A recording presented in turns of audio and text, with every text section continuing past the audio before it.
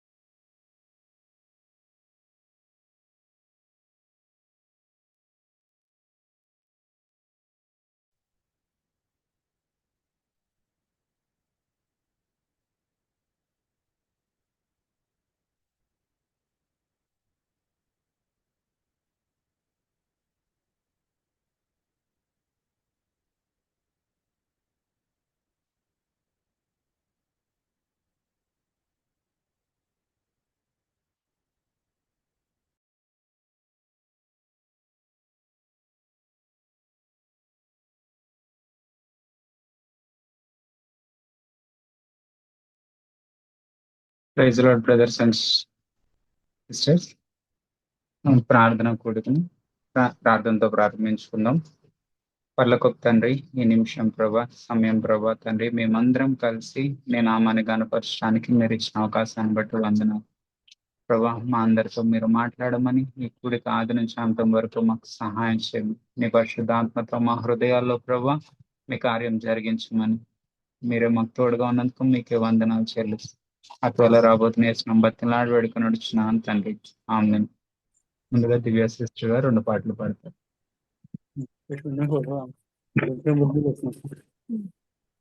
Song number 339.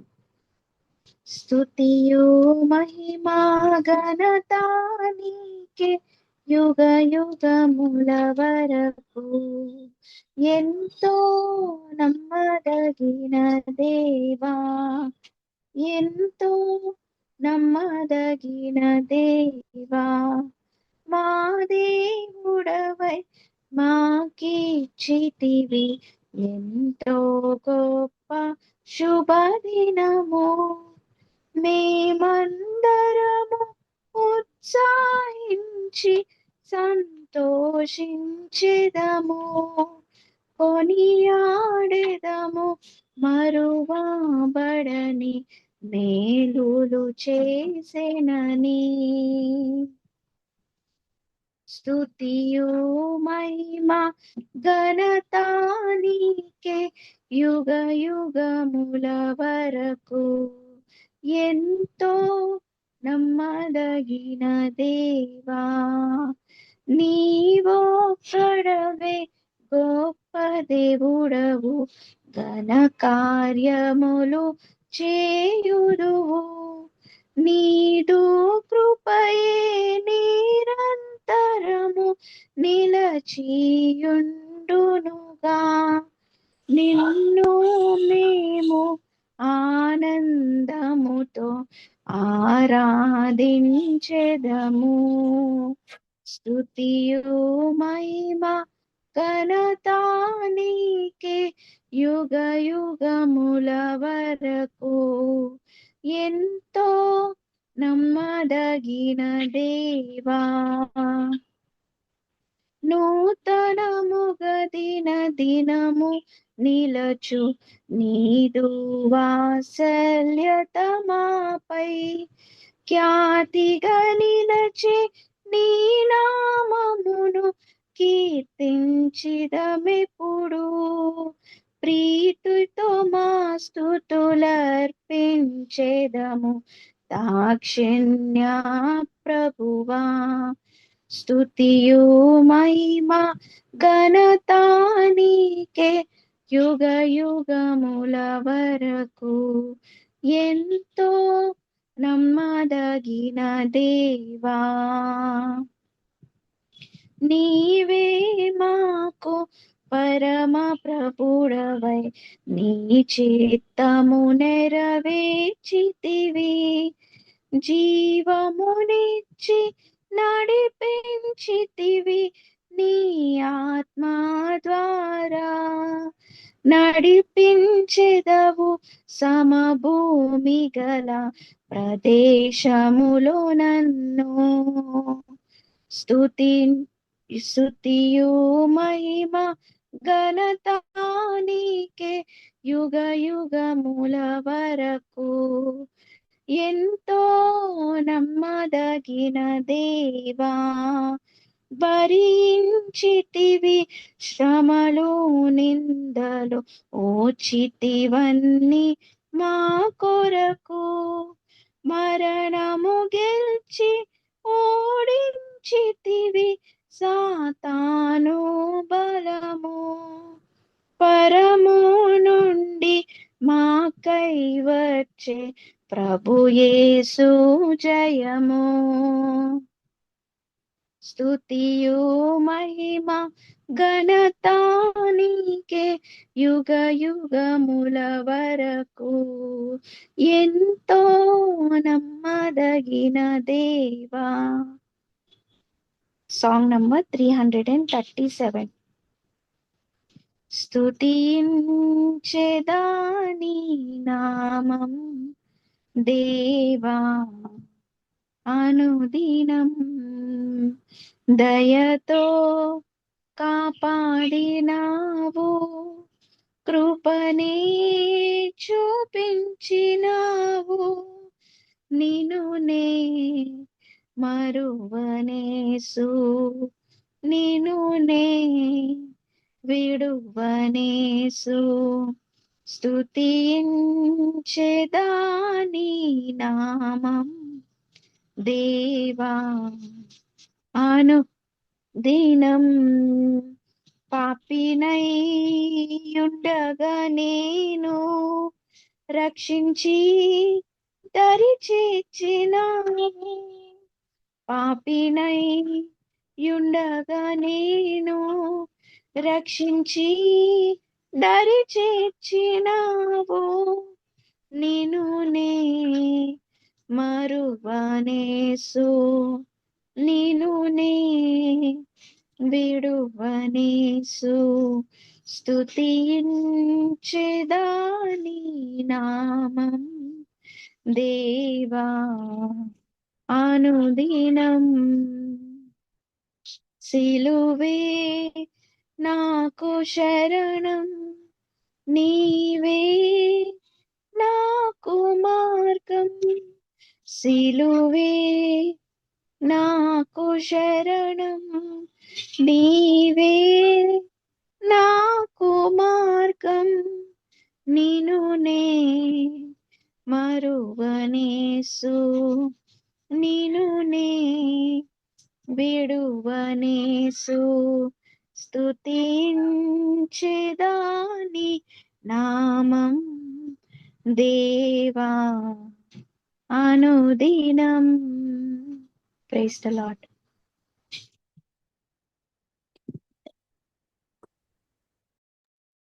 Thank you sister.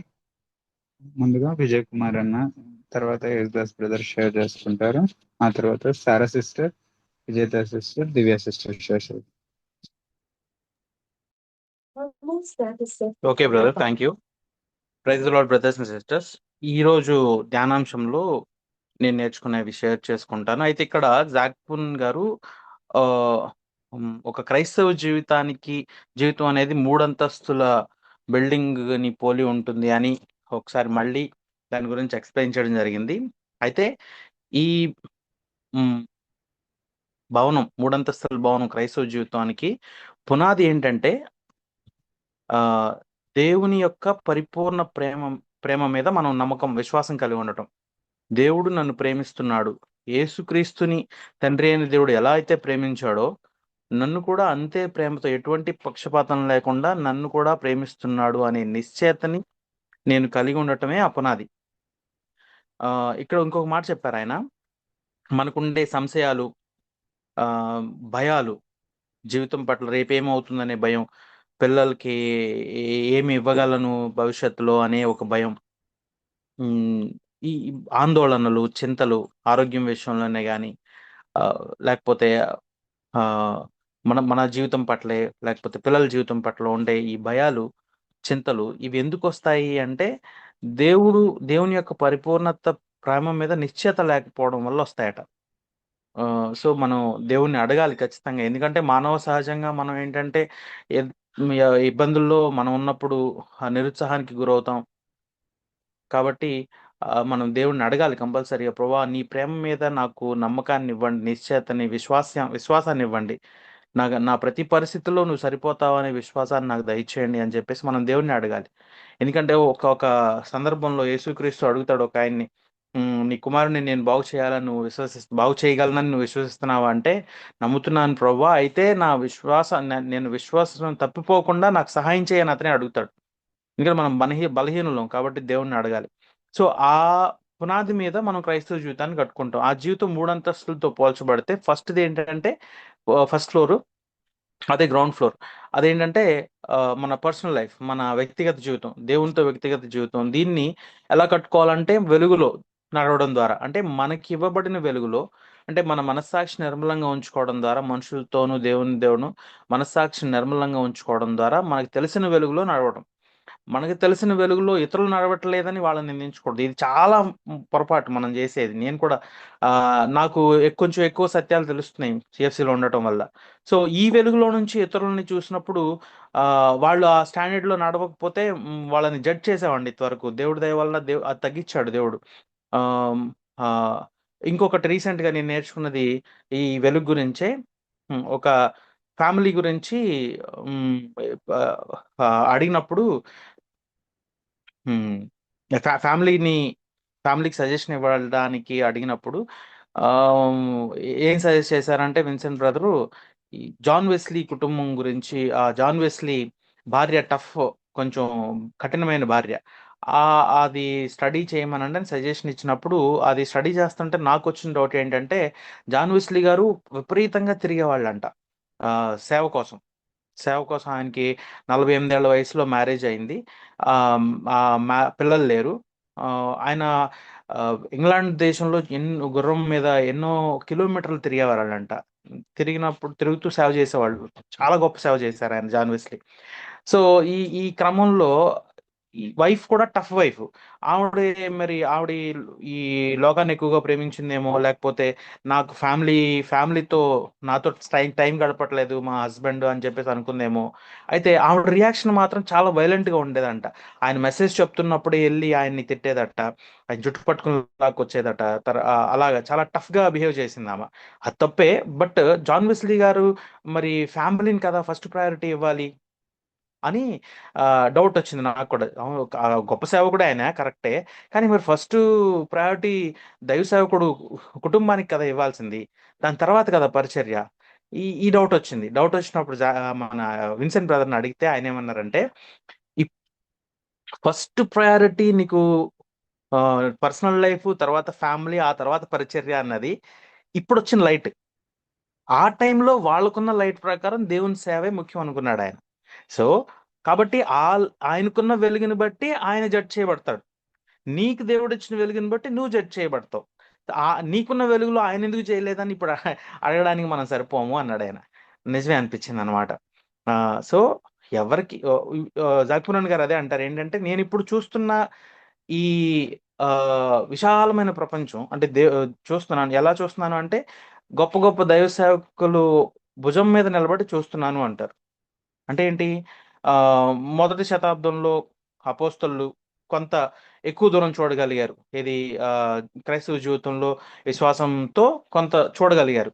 భవిష్యత్తుని కొంత, లేకపోతే వెలుగు కొంత ఎక్కువొచ్చింది. వాళ్ళ నాలెడ్జ్‌ని బేస్ చేసుకొని దాని తర్వాత వచ్చిన క్రైస్తవులు ఇంకొంచెం ఎక్కువ వెలుగుని కలిగున్నారు. అలా అంటే ఒకరి భుజం మీద ఒకడు కూర్చున్నప్పుడు ఇంకొంచెం ఎక్కువ కనపడుతుంది కదా! ఈ లోకం. ఎక్కువ దూరం మనం చూడగలుగుతాం. అలాగా రాక్‌పురన్ గారు ఏమంటారంటే, ఎంతోమంది దైవ సేవకులు వాళ్ళు ఇచ్చిన ఇన్ఫర్మేషన్‌ని వాళ్ళ బుక్స్ చదవడం ద్వారా, లేకపోతే వాళ్ళ లైఫ్స్‌ని తెలుసుకోవడం ద్వారా నాకు ఇంకొంచెం వెలుగొచ్చింది. వాళ్ళు చూడలేని కొన్ని ప్రదేశాలు నేను చూడగలుగుతున్నాను అంటే, నేనేదో గొప్పని కాదు. వాళ్ళ ఇన్ఫర్మేషన్‌ని బేస్ చేసుకొని నేను చూడగలుగుతున్నాను అంటారనమాట. అది నిజంగా చాలా గొప్ప విషయం మనం నేర్చుకోవాల్సింది. ఇప్పుడు నాకున్న వెలుగు వేరే వాళ్ళకి ఉండకపోవచ్చు. ఇప్పుడు వేరే డినామినేషన్స్ ఉన్నాయి. వాళ్ళు వాళ్ళు వాళ్ళ భక్తిని మనం మన భక్తితో కంపేర్ చేసి జడ్జ్ చేయకూడదు. చాలా తప్పది. మనకిచ్చిన వెలుగులో మనల్ని దేవుడు అడుగుతాడు. నీకిచ్చిన వెలుగులో నువ్వెంత వరకు ఉన్నావని. అంతవరకే మనం చూసుకోవాలి. అయితే ప్రతి ఒక్కరిని ప్రేమించాలి. సాధ్యమైతే ప్రేమతో వాళ్ళకి చెప్పాలి. అంతే తప్ప మనం వాళ్ళతో వాదన పెట్టుకోకూడదు, గొడవ పడకూడదు. అలాగని ఎదుటి వాళ్ళని మన వెలుగులో జడ్జ్ చేయకూడదు. ఇదొకటి నేను నేర్చుకున్నాను. అది పర్సనల్ లైఫ్. రెండోది మూడోదైన పరిచర్య జీవితం స్టార్ట్ చేయాలని చాలా మందికి ఆతురతగా ఉంటది.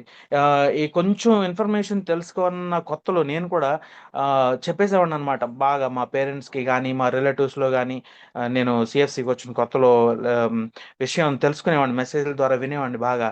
విని నాకు తెలిసింది వాళ్ళతో పంచుకుంటూ ఇది ఇది అని మొత్తం చెప్పేవాడిని.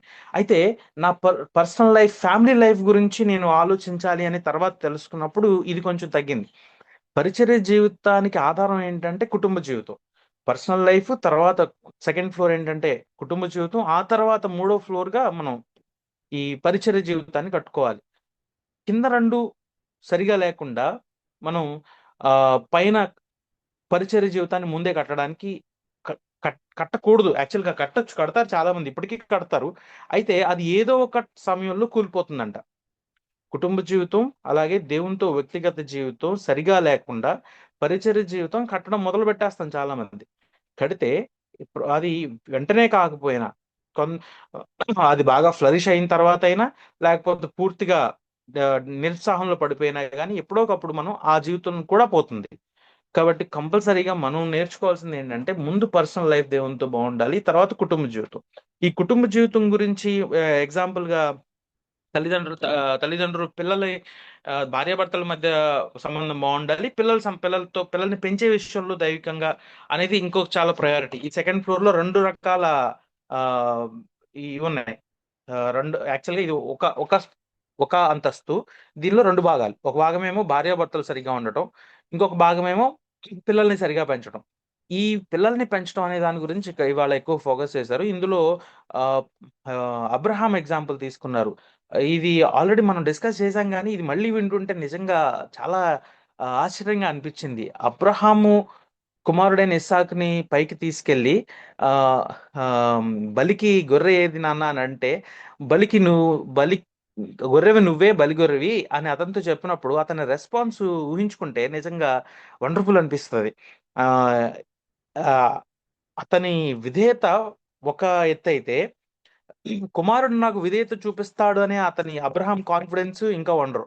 సో, అబ్రహాం పెంపకం ఇక్కడ చాలా బ్యూటిఫుల్‌గా అనిపిస్తది. 25 ఏళ్ల కొడుకుని పైకి తీసుకెళ్ళి నిన్నే బలిమ్మన్నాడు దేవుడు. నువ్వు ఇక్కడ పడుకో కట్టెల మీద అంటే, అతను తన మాటకి ఎదురు చెప్పకుండా, ఎదురు మాట్లాడకుండా పడుకోవడం అనేది అబ్రహాం పెంపకానికి వండర్‌ఫుల్ నిదర్శనం. అయితే పరిచర్య జీవితంలో కంపల్సరీగా ఉండాల్సిందేంటంటే, మనం తిమోతిలో చదువుకుంటాము కదా!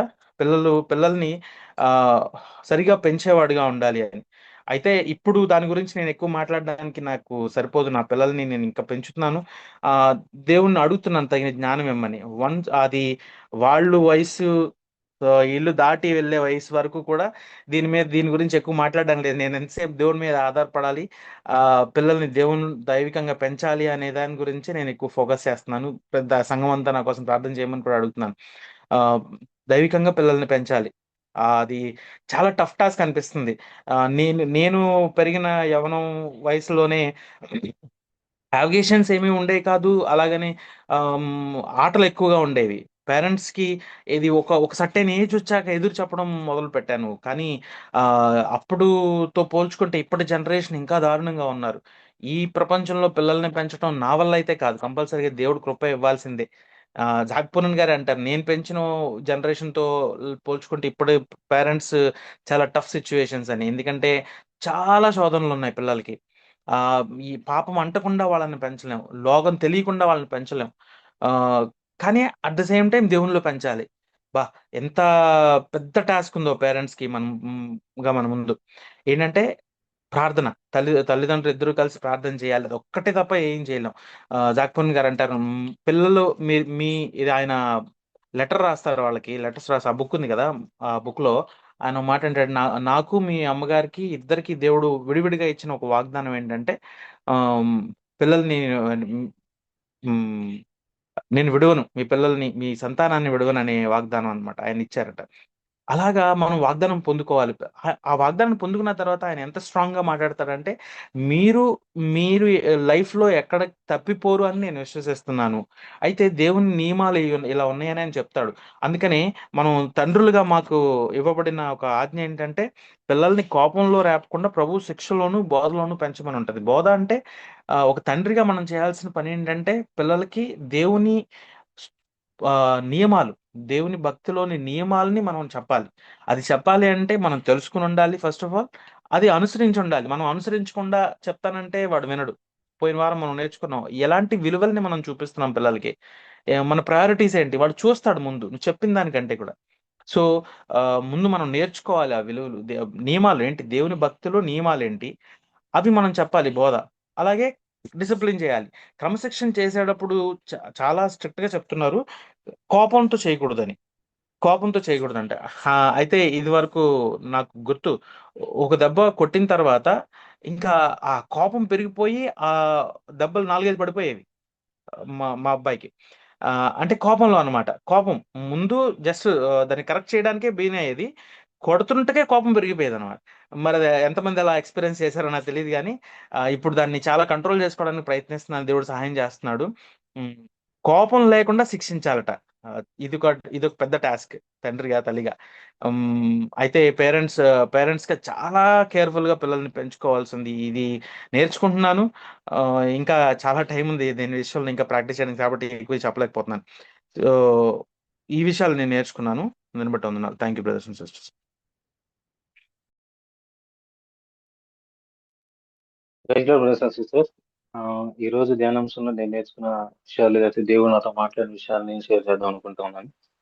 ప్రాముఖ్యంగా నేను 2 విషయాలు దేవుడు నాతో మాట్లాడాడు ఏంటంటే, ఒకటి కోపం, రెండోది పిల్లల గురించి అన్నమాట. సో ఫస్ట్ నా అన్న చెప్పినట్లు ఎఫెసీ పత్రిక చెప్పినట్లు పిల్లల్ని కోపం రేపకుండా పెంచాలనేది ఒక పెద్ద టాస్క్. సో నేను ఈ సంవత్సరం కూడా పెట్టుకుంది ఏంటంటే, ఈ సంవత్సరం ఎండింగ్ లో కోపం విషయంలో కొంచెమైనా ఎదగాలి, అంటే నా కోపం అనేది నా జీవితంలో తగ్గాలి.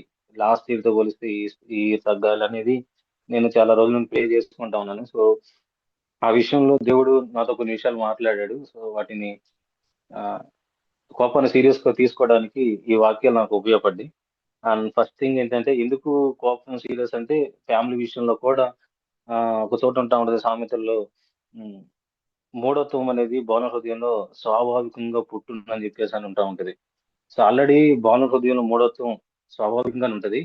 అయితే తండ్రి యొక్క కోపం అనేది ఆ ఇంకో చోట ఉంటది. ముంగోపిలో మూఢత్వం అనేది ఇంకా పెరుగుతుంది అని చెప్పేసి అని ఆ సామెతలు 14:29లో ఉంటది. సో అంటే నేను నా యొక్క కోపాన్ని బట్టి నా జీవితంలో నేను మూఢత్వాన్ని పెంచుకుంటా ఉన్నాను. అది చూస్తున్న నా బిడ్డ, ఎవరైతే చూస్తా ఉన్నారో నా పిల్లలు, వాళ్ళకి ఆటోమేటిక్‌గా వాళ్ళలో ఇంకా మూఢత్వం ఇంకా పెరుగుతా ఉంటది. ఇంకా పెరుగుతా ఉంటది. సో దానికి కారణం ఫస్ట్ నేను. యాక్చువల్‌గా మూఢత్వాన్ని బెత్తంతో విరగొట్టమని సామెతలు వాక్యం చెప్తా ఉంటా ఉంది. బట్ నేను కోపాన్ని అణుచుకోకుండా నాలో ఇంకా మూఢత్వం పెంచుకుంటే అది వాళ్ళని ఇంకా పెరిగి వాళ్ళు ఇంకా రెబెలియస్‌గా తయారయ్యే అవకాశం అవకాశం ఎక్కువ ఉంటా ఉంటది. సో దీన్ని సీరియస్‌గా తీసుకోవాలని ప్రే చేసుకుంటా ఉన్నప్పుడు దేవుడు నాతో మాట్లాడిన విషయాలేంటంటే, పాత నిబంధన గ్రంథంలో కోపం వల్ల నష్టపోయిన వ్యక్తులు కొందరిని జ్ఞాపకం చేశాడు. వాళ్ళలో ఫస్ట్ వ్యక్తి కయ్యూను. ఫస్ట్ 4వ అధ్యాయంలో ఆహ్, హేబెలు దేవుడు హేబెలు యొక్క అర్పణ అర్పించాడని చెప్పేసని కయ్యూను సొంత తమ్ముడి మీద కోపాన్ని పెంచుకుంటా ఉంటాడు. చివరికి అది ఎక్కడికి తీసుకెళ్తదంటే తను హత్య చేసే దగ్గరికి తీసుకెళ్ళిపోతది. చివరికి తనేమైపోతాడంటే ఆహ్, దే దేవుడే శపించేదాకా తీసుకెళ్ళిపోతది. తాను చెప్పుకుంటాడు, నేను దేశ దిమ్మరినయిపోయాను. అంటే కయ్యూను జీవితంలో కోపం అనేది ఒక శాపగ్రస్తుడిగా, లేకపోతే ఒక దేశ దిమ్మరిగా చేసింది. సో అది నాకు చాలా ఒక గట్టి వార్నింగ్ లాగా దేవుడు నాతో మాట్లాడాడు. ఇంకొకటి, మోషే గారి జీవితంలో చాలా నమ్మకమైన వ్యక్తి అని చెప్పేసని మోషే గారి గురించి దేవుడే స్వయంగా చెప్పాడు. అట్లాంటి మోషే గారి జీవితంలో సంఖ్యాకాండం 20వ అధ్యాయం 10వ వచనం 10-12 దాకా ఉన్న విషయాల్లో, కాదేష్‌లో ఇజ్రాయెల్ ప్రజలు నీరు లేనప్పుడు సనుగుతా ఉంటారు. దేవుడి దగ్గర వెళ్ళినప్పుడు దేవుడు బండతో మాట్లాడని చెప్తాడు. సో ఇజ్రాయేల్ ప్రజలు పదే పదే పదే అడుగుతున్న దానికి మోషే కోప్పడతాడు.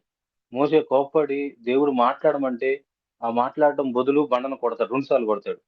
అయితే నీళ్ళైతే వచ్చేయాలే కానీ దేవుడు దాని ద్వారా కానాన్‌లో లేదా దేవుడు ఏమైతే వాగ్దానం చేశాడో దాన్ని రుచి చూడకుండా చూడటం మాత్రమే జరిగింది కానీ దాన్ని అనుభవించకుండా మోషే ఆ కోపం అనేది అడ్డుపడింది. అది నాకు నేను స్పిరిచువల్‌గా అదే ఫ్యామిలీ లైఫ్ దాన్ని అప్లై చేసుకుంటా ఉన్నప్పుడు నేను గనక కోపాన్ని విడిచిపెట్టకపోతే నేను ఈ యొక్క ఏదైతే దేవుడు ఫ్యామిలీలో సంతోషం అనేది లేకపోతే దేవుని చిత్తం ఉంటా ఉందో లేదా పరలోకం ఏదైతే కట్టబడ్డాలనుకో దేవుని చిత్తం ఉంటా ఉందో నేను దాని గురించి మాట్లాడుకోవటం లేదా దాని గురించి వినటం తప్ప నేను దాన్ని అనుభవించలేనని నాకు నాకు అలా అర్థమైంది. సో ఇంకొకటి సౌలు జీవితంలో పాత నిబంధనలో సౌలు రాజు అయిన తర్వాత బానే ఉన్నాడు. తర్వాత దావీదు గొలియాతుని చంపిన తర్వాత 10,000 మందిని దావీదు పొగుడుతా ఉన్నప్పుడు, 1000 మందిని సౌలు పొగుడుతా ఉన్నప్పుడు సౌలు కోపపడి అని చెప్పేసని 18 అధ్యాయం 8 వచనంలో ఉంటా ఉంటది. సో ఆ కోపం సౌలు యొక్క కోపం ఎక్కడ తీసుకెళ్ళిందంటే తన సొంత దావీదు ఎవరో కాదు తన సొంత అల్లుడే. తన సొంత అల్లుడే.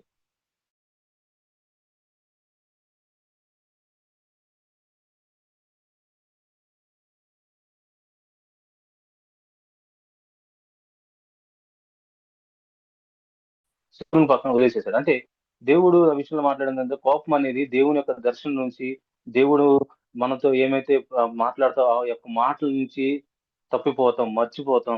దాన్ని కాదనకుండా వేరే వాటి వైపు, ఈ లోకం వైపు లేకపోతే మనం మళ్ళే అవకాశం ఉంటా ఉంటది.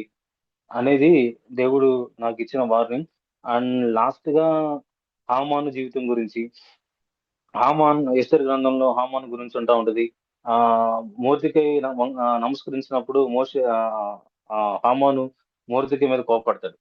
సో కోపపడినప్పుడు మోర్దెకై యొక్క ప్రజలందరిని నశింపు చేయాలని చెప్పేసని ఒక చెడు ప్రణాళిక కలిగి ఉండి తన రాజుకి అలా చెప్తాడు. వాళ్ళ వల్ల ఇట్లా నష్టం జరిగిపోతుంది. వాళ్ళు చంపేద్దామని చెప్పినప్పుడు సో ఇట్లాగా చివరికి అది జరగదు.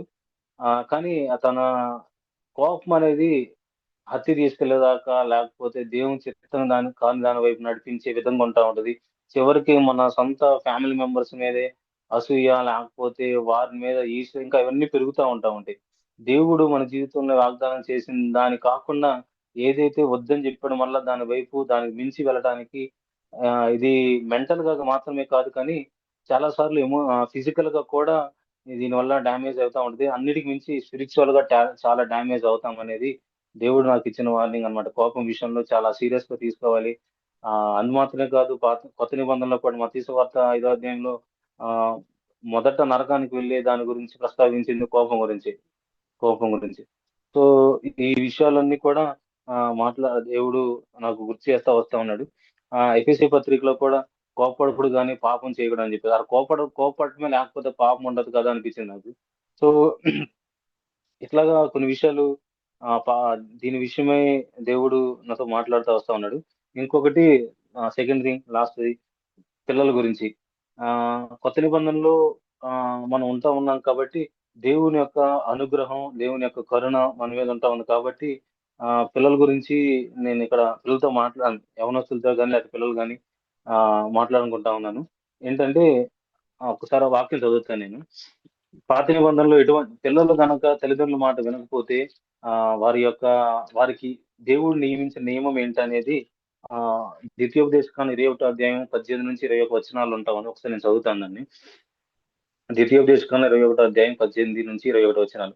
ఒకని కుమారుడు మొండివాడై తిరుగుబడి తండ్రి మాట గాని, తల్లి మాట గాని వినకయుండి, వారు అతన్ని శిక్షించిన తరువాతయును అతడు వారికి విధేయుడు కాకపోయిన యెడల, అతని తల్లిదండ్రులు అతన్ని పట్టుకొని ఊరి గవని యొద్ద కూర్చుండి పెద్దల యొద్దకు అతన్ని తీసుకొని వచ్చి, మా కుమారుడైన వీడు మొండివాడై తిరుగుబడి ఉన్నాడు.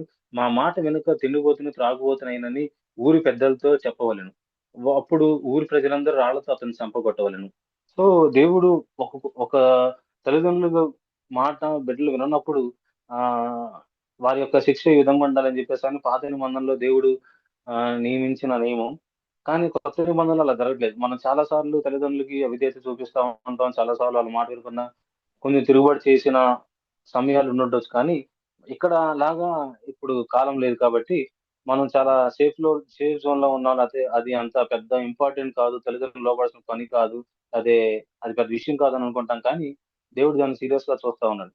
ఎఫెసీ 4:4 కూడా దానికంటే ముందు తండ్రికి ఇచ్చేటప్పుడు దానికి ముందు కూడా తల్లిదండ్రులు లోపడమని ఫస్ట్ పిల్లలకే చెప్తా ఉంటాడు. సో ఈ విషయాల గురించి ఆ నేను దేవుడు నాతో మాట్లాడుతూ వస్తా ఉన్నాడు. సో ఈ విషయాలు నేను నేర్చుకున్నాను. Thank you brothers sir.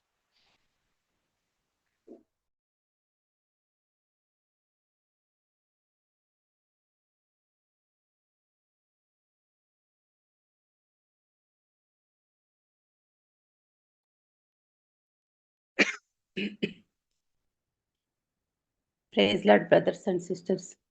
ఈ వారం మన ధ్యానాంశంలో క్రీస్తును పోలిన గృహం 16వ భాగం దైవభక్తిలో పిల్లలను పెంచడం గురించి నేర్చుకుంటున్నాము. క్రైస్తవ గృహాన్ని 3 అంతస్తుల బిల్డింగ్తో మనం పోల్చుకొని చూసుకోవాలని చెప్పి నేను నేర్చుకున్నాను. ఏ బిల్డింగ్ అయినా పునాది వేసాకే దాని మీద కట్టడం అనేది జరుగుతుంది. ఈ పునాది మన జీవితంలో చాలా ముఖ్యమైనది. దేవుడు యేసు ప్రభువుని ఏ విధంగా ప్రేమించారో మనల్ని కూడా అలాగే ప్రేమిస్తున్నారు అనేదే ఆ పునాది. అది మనం నమ్మాలి, సందేహపడకూడదు. అప్పుడే పునాది గట్టిగా ఉంటుంది. దాని మీద వేసుకునే మొదటి అంతస్తు ఏమిటంటే మనకి దేవుడితో ఉన్న సహవాసం. దేవుడితో ఎప్పుడు మనం సహవాసంలో ఉండాలి, మనం వెలుగులో నడవాలి. ఆయన మనకి ఇచ్చిన వెలుగులో నడవాలి. మనం ఆయనతో కలిసి నడిచే కొద్దికి ఆ వెలుగు పెరుగుతుంది. మనలో ఉన్న పాపాలని ఎప్పటికప్పుడు ఏ రోజు చేసిన పాపం ఆ రోజు దేవుడి దగ్గర ఒప్పుకొని ఆయన రక్తంతో కడగబడాలి. అలాగే ఆ పాపం మళ్ళీ చేయకుండా ఉండటానికి మనం ప్రయత్నించాలి. దాని నుంచి విడుదలిమ్మని కూడా ప్రార్థించుకోవాలి. ఇది నిరంతర ప్రక్రియ మనకి. ఇది అంతా మొదటి అంతస్తు అయితే, దాని మీద 2వ అంతస్తు కుటుంబ జీవితం. ఈ కుటుంబ జీవితంలో భార్యాభర్తలు ఒకళ్ళనొకళ్ళు ప్రేమించుకోవాలి. అలాగే వాళ్ళు పిల్లల్ని దేవుని యందు భయభక్తుల్లో పెంచాలి. ఇంట్లో సమాధానం ఉండాలి ఆ కుటుంబంలో. ఈ 2వ అంతస్తు మీద మళ్ళీ మనం 3వ అంతస్తు నిర్మించుకోవాలి. అది 3వ అంతస్తు మనం చేసే పరిచర్య. ఎప్పుడైనా ఈ కింద ఉన్నటువంటి పునాది మొదటి 2 అంతస్తులు సరిగా లేకపోతే ఆ 3వ అంతస్తు నిలబడదు. అది గుర్తుంచుకోవాలి అందరూ. పరిచర్యను దేవుడు దీవించిన తర్వాత వాళ్ళు వ్యక్తిగత జీవితాన్ని, కుటుంబ జీవితాన్ని నిర్లక్ష్యం చేయకూడదు. అలా చేస్తే ఆ పరిచర్య పాడవుతుంది అని కూడా నేర్చుకున్నాం. పిల్లల్ని దైవ మార్గంలో పెంచడం చాలా ముఖ్యం పరిచర్య విషయంలో కూడా. ఆదికాండంలో యెహోవా అబ్రహాం గురించి ఒక చక్కని మాట చెప్తారు. అబ్రహాం తన తర్వాత తన పిల్లలను, తన ఇంటి వారిను నీతి న్యాయాలు జరిగించుచు యెహోవా మార్గమును గైకొనుటకు అతడు వారికి ఆజ్ఞాపించినట్లు నేను అతన్ని ఎరిగి ఉన్నానను అని దేవుడు చెప్తాడు. దేవుడు పిల్లల్ని దైవ మార్గంలో తండ్రులు పెంచాలనేది కోరుకుంటున్నాడు. అబ్రహాంలో ఈ క్వాలిటీ దేవుడు చూశాడు. అతన్ని అందుకే ఆయనకి తండ్రిగా ఉంచాడు జనాంగా అందరికీ కూడా. అబ్రహాముకి ఇస్సాకుని బలి ఇవ్వమని అడిగినప్పుడు అబ్రహాం వెంటనే మారు మాట్లాడుకోకుండా బలివటానికి తీసుకెళ్తాడు కొండ మీదకి. ఒంటరిగా తండ్రి కొడుకులు వెళ్తారు, సేవకులు కిందే వదిలేస్తారు. బలికి గొర్రె నువ్వు అని చెప్పినప్పుడు ఇస్సాకు బలికి సిద్ధమవుతాడు. ఇస్సాకు వయసులో ఉన్నాడు, తండ్రి వృద్ధుడు, అక్కడ అతనికి సహాయకులు లేరు. అయినా కూడా ఇస్సాకు ఎదురు తిరగడు. ఎందుకంటే ఇస్సాకుని దేవుని యందు భయభక్తులు కలిగేలాగా అబ్రహాం పెంచాడు. ఇస్సాకు అట్లా ఎదురు తిరగడు, బలికి సిద్ధమవుతాడనేది అబ్రహాముకు కూడా తెలుసు. అందుకనే అతన్ని ఒంటరిగా తీసుకెళ్ళాడు. దేవునికి కావాల్సింది కూడా ఇదే. వాళ్ళిద్దరూ దేవుని పరీక్షలో నెగ్గారు. మన కొత్త నిబంధనలో పౌలు భక్తుడు సంఘ పెద్దగా ఉండటానికి కావలసిన అర్హతలు చెప్తారు. తిమోతికి రాసిన మొదటి పత్రిక, తీతుకు రాసిన పత్రికల్లో.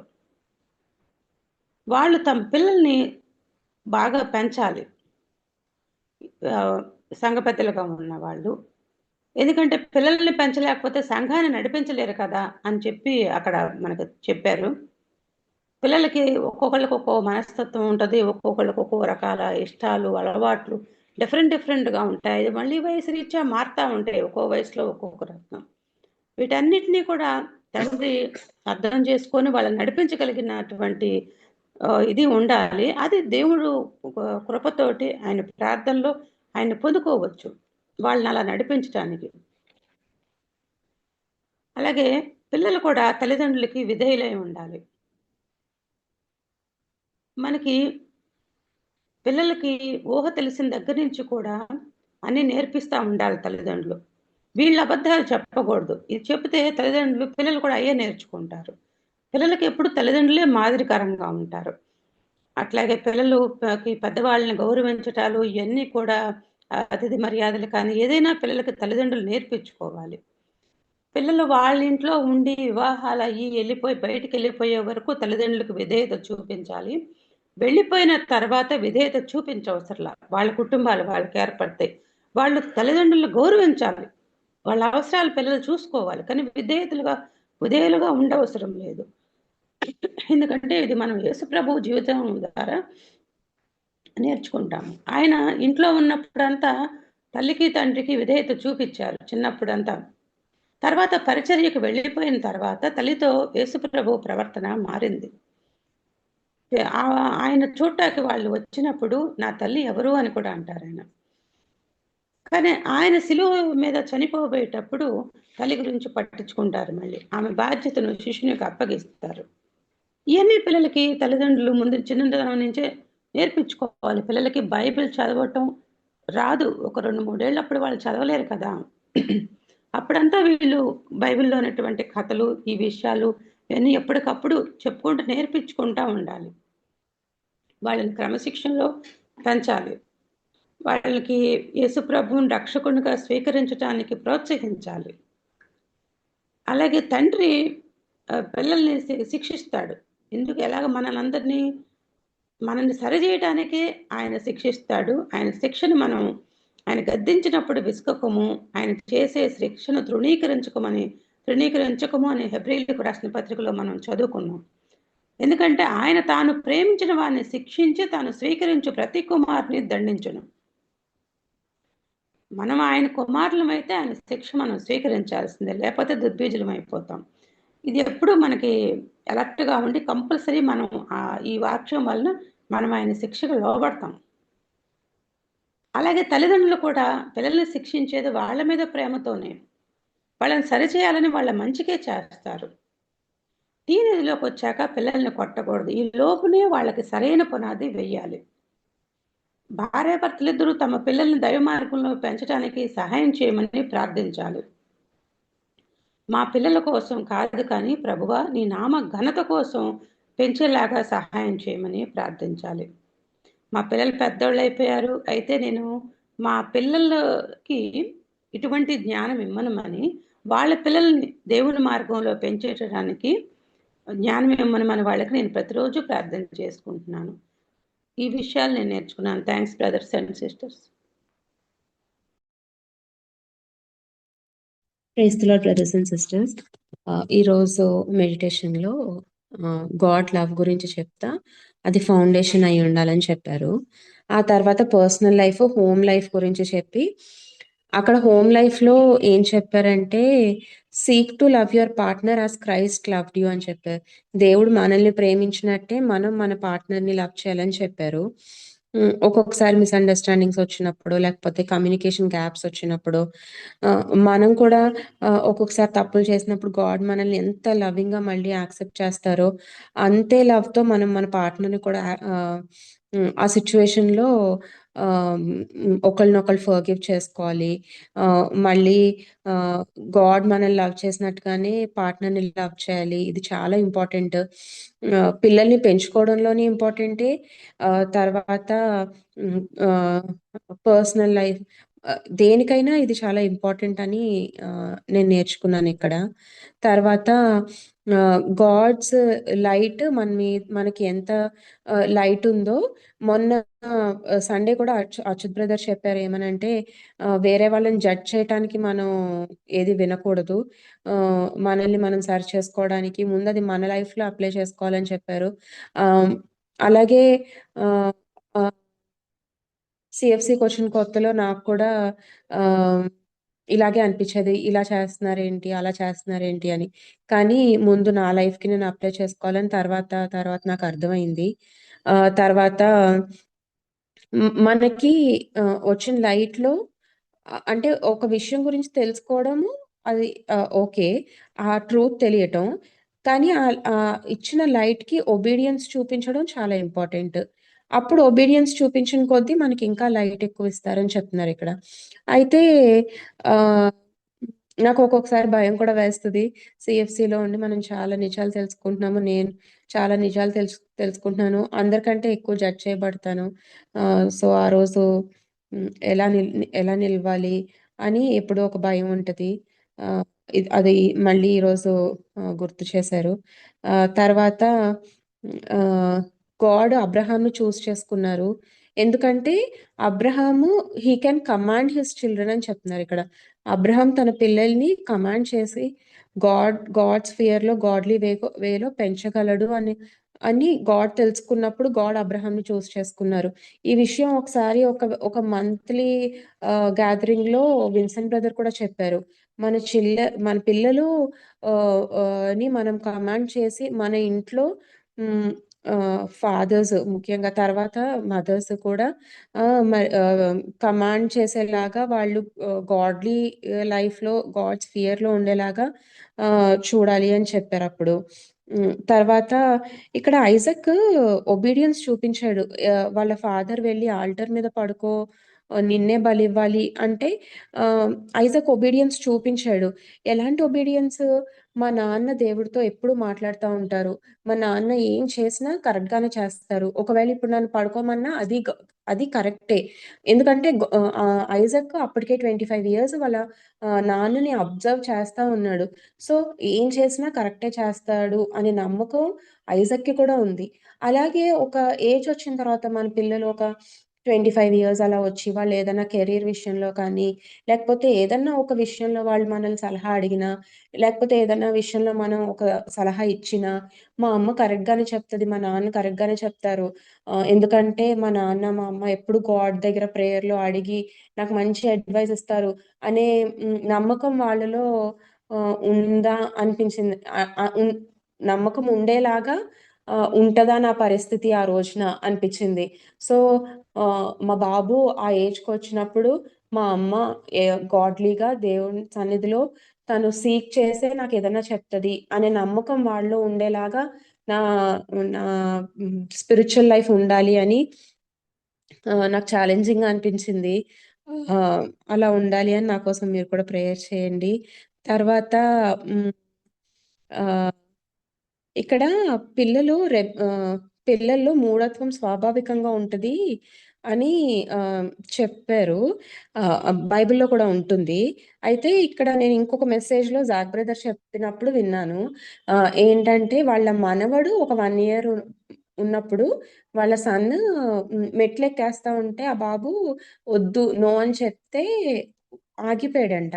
మళ్ళీ సెకండ్ డే అదే మెట్ల దగ్గరికెళ్ళి వెనక్కి తిరిగి ఇంకెవరన్నా నన్నెవరన్నా చూస్తున్నారా అని వెనక్కి తిరిగి చూసాడంట. సో, హ్మ్. ఆహ్, అక్కడ బ్రదర్ ఏం చెప్పారంటే పిల్లల్లో ఆహ్, నన్నెవరన్నా చూస్తున్నారా? ఎవరు చూడకుండా నేను ఈ పని చేయాలి అనే యాటిట్యూడ్ ఒక 1 ఇయర్ బాబులో కూడా ఉంటది. అందరు పిల్లలు ఒక్కటే. ఏదో స్పెషల్‌గా ఉండరు పిల్లలు. ఆహ్, సో, వాళ్ళని మనం ట్రైన్ చేయాలి వాళ్ళకి. వాళ్ళకది తెలీదు కాబట్టి మనం దాని గురించి మనం చెప్పాలి, వాళ్ళకి హెల్ప్ చేయాలి అని చెప్పారు. అయితే నిన్న బాబేం చేశాడంటే వాటర్ పోసేసి అది నాకు తెలియకూడదని చెప్పి గబగబా ఏదో క్లాత్‌తో తుడిచేసి అక్కడ పెట్టేసాడు. నాకు ఆహ్, తర్వాత క్లాత్ కనిపించి అడిగాను. కోపమొచ్చి ఒక దెబ్బేసాను. ఎందుకు అలాగా నాకు చెప్పొచ్చు కదా! దాచితే ఏమొస్తది? నేనేం అనను కదా! ఎందుకలా దాచడం తప్పు అని చెప్పి వాడినొక దెబ్బేసాను. అప్పుడు అది ఆ మెసేజ్ నేను ఈరోజు విన్నాను. నిన్నే వినుంటే బావుండేది అనిపిచ్చింది. సో, పిల్లల్లో ఇంకా ఆహ్, ఎన్ ఏదో ఒకటుంటది. ఆహ్, ఏదైనా తప్పు జరిగినప్పుడు దాన్ని దాచిపెట్టాలనో, అలాంటప్పుడు వాళ్ళని శిక్షించడం కంటే కూడా వాళ్ళని హెల్ప్ చేయాలి. వాళ్ళకర్థమయ్యేలా చెప్పాలి. ఆహ్, అని నేను నేర్చుకున్నాను. తర్వాత పేరెంట్స్‌కి ఒబీడియన్స్ చూపించాలి చిన్నప్పుడు. పెద్దయిన తర్వాతేమో వాళ్ళని ఆనర్ చేయాలి అని చెప్పారు. మా ఫాదరు దేవుడిని తెలుసుకోలేదు. మా మదర్‌కి ఎక్కువ అంటే తను చాలా ప్రేయర్‌ఫుల్‌గా ఉంటది కానీ, ఎక్కువ సీఎఫ్‌సీ ట్రూత్స్ ఇలాంటివి తనకి తెలీదు. ఆహ్, ఫస్ట్‌లో నా కెరీర్ గురించి ఏమైనా అడ్వైజెస్ ఇచ్చినప్పుడు హ్మ్, నేను వాళ్ళ మీద కోప్పడేదాన్ని కాదు. వాళ్ళకి తెలీదు కదా అని చెప్పి ఆహ్, వాళ్ళు ఒకవేళ ఏమన్నా వాళ్ళు కష్టపడి చదివించిన దానికి వాళ్ళు అప్‌సెట్ అయినా, వాళ్ళేమన్నా సలహాలిచ్చినా కూడా వాళ్ళ మీద నేను తిట్టేసి ఇది కాదు, ఇలాగే చేయాలి, నా లైఫ్ ఇది అని నేనెప్పుడూ మాట్లాడేదాన్ని కాదు. ఇప్పటికి మాట్లాడను. వాళ్ళేమైనా చెప్పినప్పుడు కామ్‌గా వినటమో, లేకపోతే తలంచుకుని నుంచోడమో అలా చేస్తాను. సో, ఇది ఒకసారి ఇంకెవరికన్నా యూజ్‌ఫుల్‌గా ఉంటుందేమో అని షేర్ చేసుకోవాలనిపిచ్చింది. తర్వాత పిల్లలు చీట్ చేయకూడదు, అబద్ధాలు చెప్పకూడదు. ఇవి మనం ఎక్కువ నేర్పించాలి. చదువు వీటిల కంటే ఎక్కువ కూడా వీటిలికి మనం ఇంపార్టెన్స్ ఇవ్వాలి. తర్వాత పిల్లలకి ఓన్లీ బైబిల్‌లో స్టోరీస్ చెప్పడమే కాదు, అసల స్టోరీస్ వెనకాల గాడ్ మనకి ఏం నేర్పిద్దాం అనుకుంటున్నారో కూడా పిల్లలకి చెప్పాలి. ఎందుకంటే ఇప్పుడు పిల్లలు చాలా స్మార్ట్‌గా ఉన్నారు. ఏమైనా అర్థం చేసుకునే స్థితిలోనే వాళ్ళున్నారు. వాళ్ళకి అర్థం కాదేమో, ఇంకా కొంచెం టైం ఆగి ఇవన్నీ చెప్పొచ్చేమో అనుకునేలాగా ఏమీ లేరు. సో, వాళ్ళకి గాడ్‌లీ ఆహ్, ప్రిన్సిపల్స్ నేర్పించాలి. వాటిలి వెనకాలున్న స్టోరీస్ వెనకాలున్న వాటిలతో అని హ్మ్, మళ్ళీ గుర్తు చేశారు. తర్వాత హ్మ్, ఆహ్, ఇక్కడ ఆహ్, బ్రదరు చెప్తా హీబ్రూస్ 12థ్ చాప్టర్ 5, 6, 7 వర్సెస్ గురించి పిల్లల్ని కోపంతో డిసిప్లిన్ చేయకూడదు. కానీ వాళ్ళలో మార్పు కోసం మనం డిసిప్లిన్ చేయాలి అని చెప్తున్నప్పుడు, నేను ఒక వేరే ట్రాన్స్‌లేషన్‌లో చూసినప్పుడు ప్రేమ్ బ్రదర్ చెప్పారు, శ్రమలు మనల్ని దేవుడికి దగ్గర చేయటానికే వస్తాయి అని. అయితే ఆహ్, ఈ శ్రమ ఏంటంటే ఆహ్, ఇప్పుడు పెద్ద ఇంత సీఎఫ్‌సీ ట్రూత్స్ ఇంత తెలిసిన తర్వాత కెరీర్ విషయం గాని, ఫైనాన్సెస్ విషయం గాని, వీటిల్లో పెద్ద మనం స్ట్రగుల్ అవ్వము. ఎందుకంటే వాటిలికంత ఇంపార్టెన్స్ ఇవ్వము.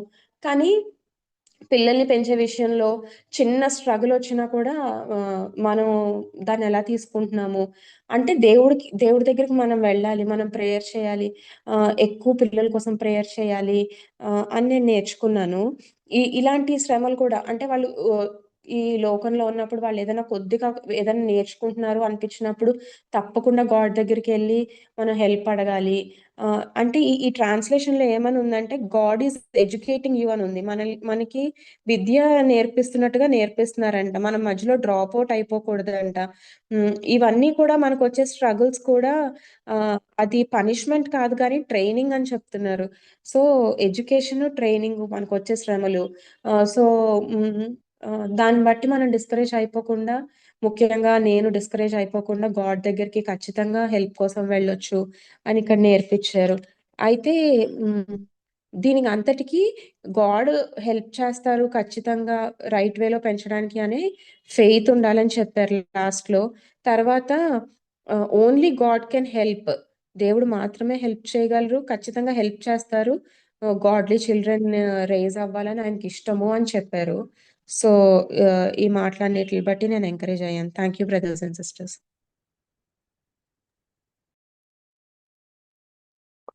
ఫిలిప్పీలకు రాసిన పత్రిక 2, 3-5 వరకు. కక్ష చేతనైనను వృధాతిశయము చేతనైనను ఏమీయూ చేయక వినయమైన మనసు గలవారై ఒకరినొకడు తనకంటే యోగ్యుడని ఎంచుచు మీలో ప్రతివాడును తన సొంత కార్యములను మాత్రమే గాక ఇతరుల కార్యములను కూడా చూడవలెను. క్రీస్తు యేసునకు కలిగిన ఈ మనసు మీరును కలిగి ఉండుడి. ఇంగ్లీష్‌లో don't be selfish, don't try to impress others, be humble, think of others as better than yourself, don't look out only for your own interest, but take an interest in others too. You must have the same attitude that Christ Jesus had. నాకు ఈ meditation వింటున్నప్పుడు last వీక్లో నాకు వచ్చిన స్ట్రగుల్లో నేను పిల్లలు చిన్నిగా నా మాట వినట్లేదు అని నేను స్ట్రగుల్ గా ఉన్నప్పుడు గాడ్ నాతో మాట్లాడుతూ వచ్చారు. అంటే నేను సెల్ఫిష్ అంబిషన్ తో ఉన్నాను. నేను సెల్ఫిష్ గా ఉన్నాను. ఏంటి అంటే నా మాట వినట్లేదు, వీళ్ళు ఎందుకు నా మాట వినట్లేదు అని చెప్పి, లేకపోతే కరెక్ట్ గా వీళ్ళు ఉండాలి అని.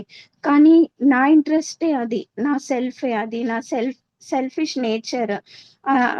ఎగ్జాంపుల్ నాకు ఎట్లా అనిపించిందంటే, బాబు ఆ, మ- ఏమన్నా చిన్నపిల్లలు చాలా డర్టీ చేసినా, లేకపోతే ఏదన్నా ఏమైనా వస్తువు ఇరగొట్టినా కానీ, నేను అది మనీతో కొనిపెట్టుకున్నవి అయితే అవి పడేసిన ఇరగొట్టినా నాకు కోపం వచ్చి నేను ఆ ఆ వాళ్ళకి తిడుతుంటే అప్పుడు కాదు నేను డిసిప్లైన్ చేసేది, అది నా సెల్ఫిష్ అంబిషన్ తో నేను ఆ తిడుతున్నాను. ఇవన్నీ కాదు, వాళ్ళకి ట్రూ వాల్యూస్ నేర్పించే విధంగా రైట్ వేలో వాళ్ళు వెళ్ళాలని, ఇల్లు డర్టీ చేస్తున్నారని, లేకపోతే ఆ ఏమన్నా నార్మల్ గా వరల్డ్లీ థింగ్స్ లో ఆ ఆ వాళ్ళు ఇట్లా వినట్లేదని కాదు, కానీ అబద్ధాలు చెప్తున్నప్పుడు, గాడ్లీ వాల్యూస్ వాళ్ళు ప్రాక్టీస్ చేయకపోతే, పెద్దవాళ్ళకి రెస్పెక్ట్ ఇవ్వకుండా, చాలా కొన్ని థింగ్స్ ఉంటాయి. అవన్నీ కూడా నేను జాగ్రత్తగా కనిపెట్టుకొని ఉండాలి అని చెప్పి నాకు అర్థమైంది. ఇంకొకటి నేను నేర్చుకున్నది ఏంటి అంటే, విలియం బూత్ సాల్వేషన్ ఆర్మీ స్థాపకులు.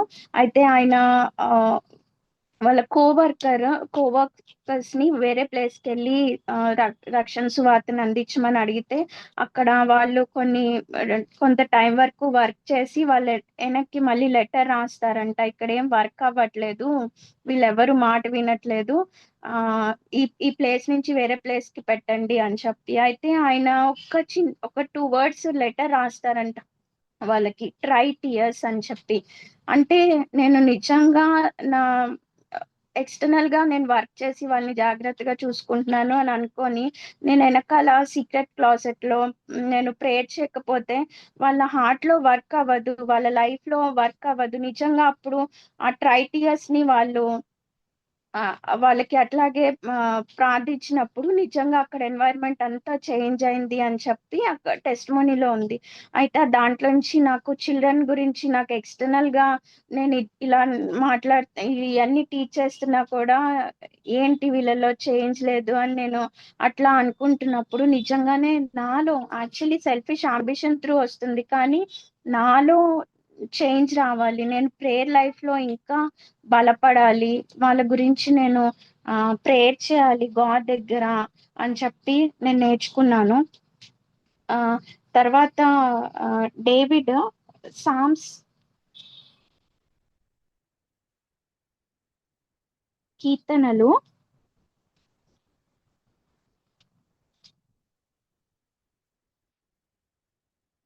78-72, కీర్తనలు 78-72.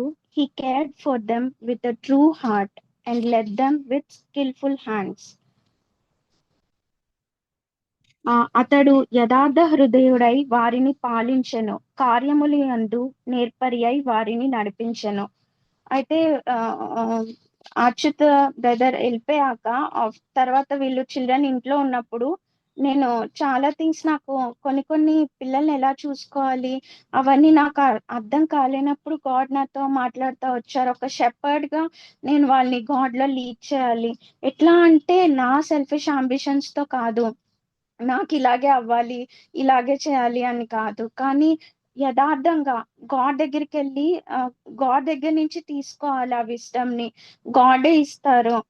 అప్పుడే నేను పిల్లల్ని గైడ్ చేయగలుగుతాను రైట్ వేలో. నేనేదో నా స్ట్రెంత్ తో నా విస్డమ్ తో వరల్డ్ దగ్గర ఇలాగైతే ఇలా ఉంటది అని బుక్స్ లోవి ఇట్లా కాకుండా, గాడ్ ఒక్కొక్కరికి బాబుకి నేను ఇంకొక విస్డమ్ గా గాడ్ లీడ్ చేయొచ్చు, పాపకి, ఎందుకంటే వాళ్ళిద్దరూ డిఫరెంట్ అని చెప్పి నాకు అర్థమైంది. అది ఒక్కొక్కరికి ఒక్కొక్కలాగా, అది అందరూ గాడ్ దగ్గర నుంచే తీసుకోవాలి. నేను వేరే వాళ్ళకి చెప్పినా అది వర్క్ చేయకపోవచ్చు చిల్డ్రన్ గురించి, కానీ బాబు స్పెషల్ క్యారెక్టర్ కానీ పాప స్పెషల్ క్యారెక్టర్ కానీ వాళ్ళ హార్ట్ ని ప్రిపేర్ చేసింది, క్రియేట్ చేసింది గాడే.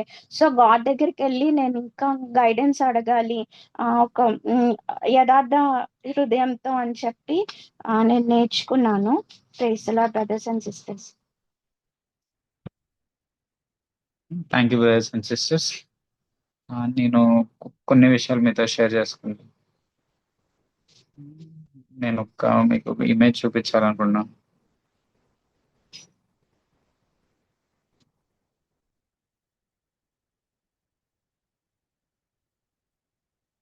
ఇక్కడ ఇమేజ్ కనబడుతుంది కదా, దీంట్లో వచ్చేసరికి మనం చూడొచ్చు 3 స్టోరీ బిల్డింగ్ ఉంది, అలాగే కింద ఫౌండేషన్ ఉంది. చూస్తే కింద ఫౌండేషన్ చూడండి, ఫౌండేషన్ చాలా పెద్దగా ఉంది, అలాగే ఇంకా చాలా వెడల్పు ఉంది.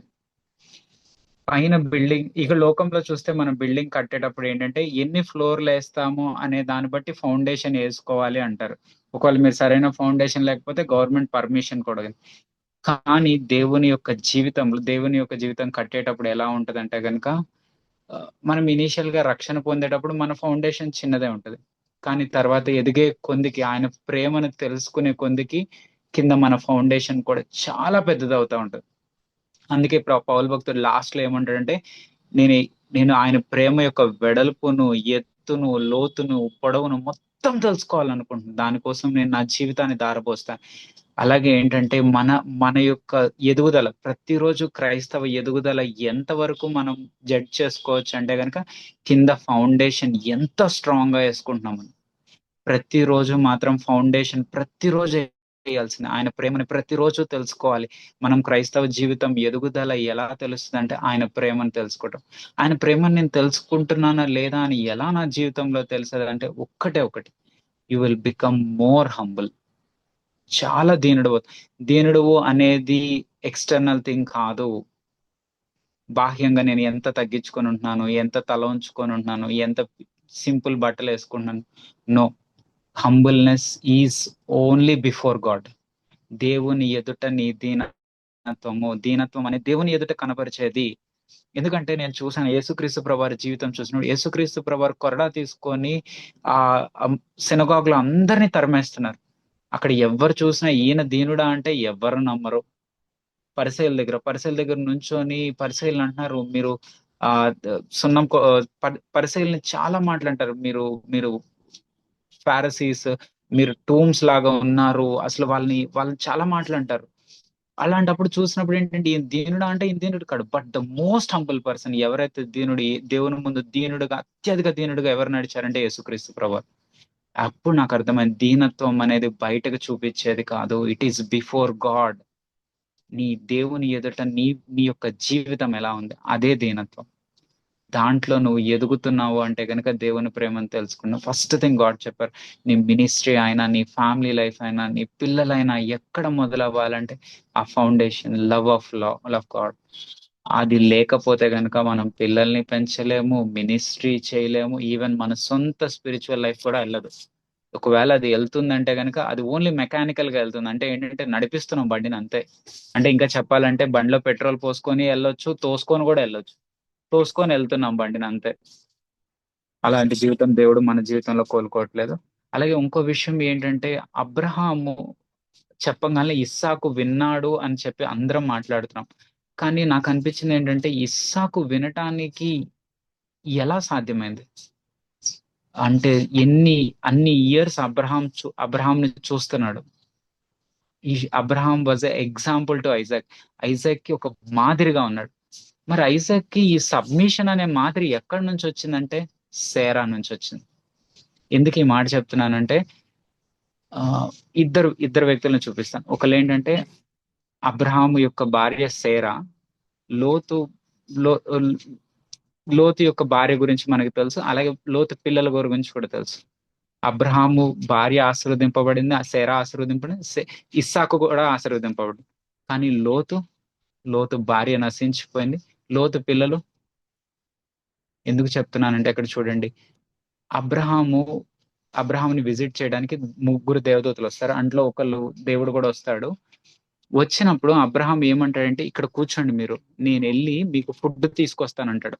ఇంటికి వెళ్ళి ఫుడ్ ఎవరికి చెప్తాడు ప్రిపేర్ చేయమని? 99 ఏళ్ళు ఉన్న సేరాకి చెప్తాడు. ఏమనంటే చపాతీలు చెయ్యి, చికెన్ కర్రీ చెయ్యి, ఇక్కడ వచ్చారు వీళ్ళు అనగానే సేరా ఏమంటది?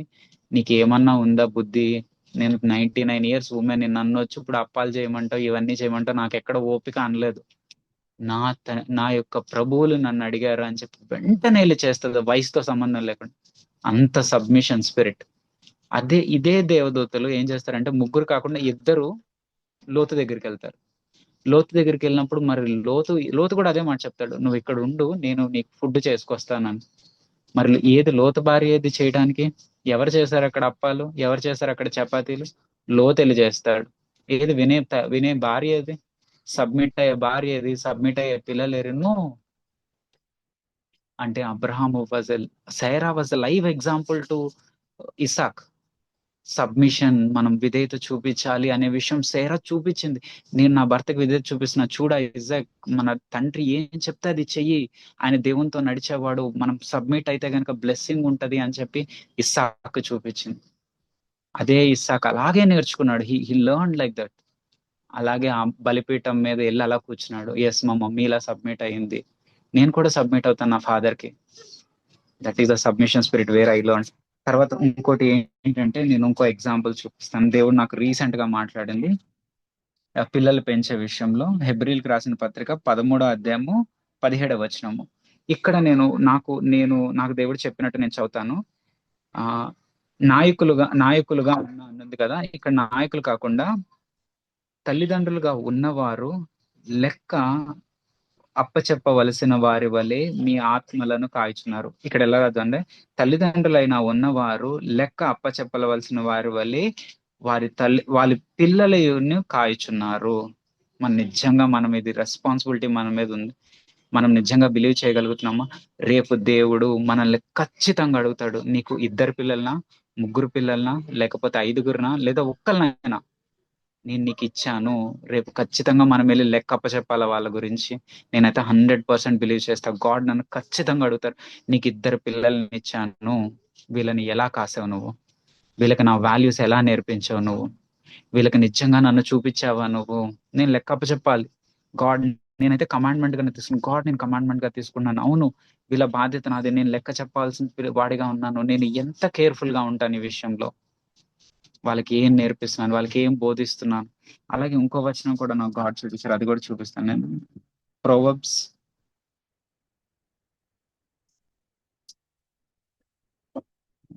సామెతలు 27వ అధ్యాయం 23వ వచనం.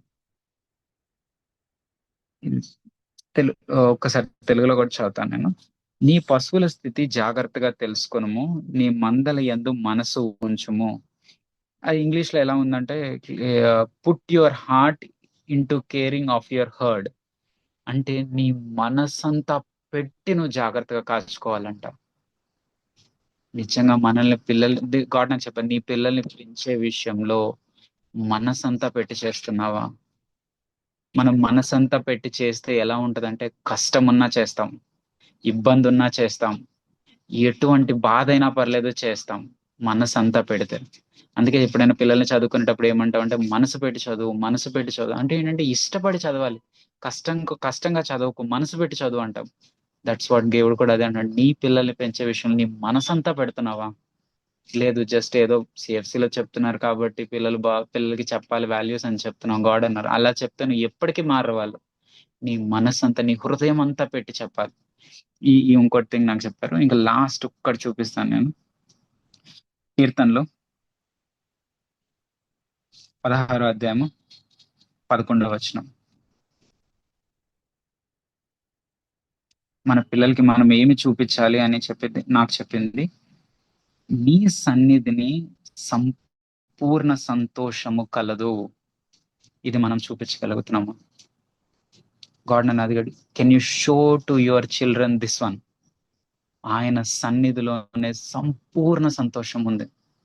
మన పేరెంట్స్ గా మనల్ని పిల్లలు చూసి చెప్పగలరు, మా డాడీ మమ్మీ హ్యాపీనెస్ ఎక్కడ ఉందంటే ఫెలోషిప్ లో ఉంది, డైలీ గాడ్ తో జీవించే లైఫ్ లో ఉంది.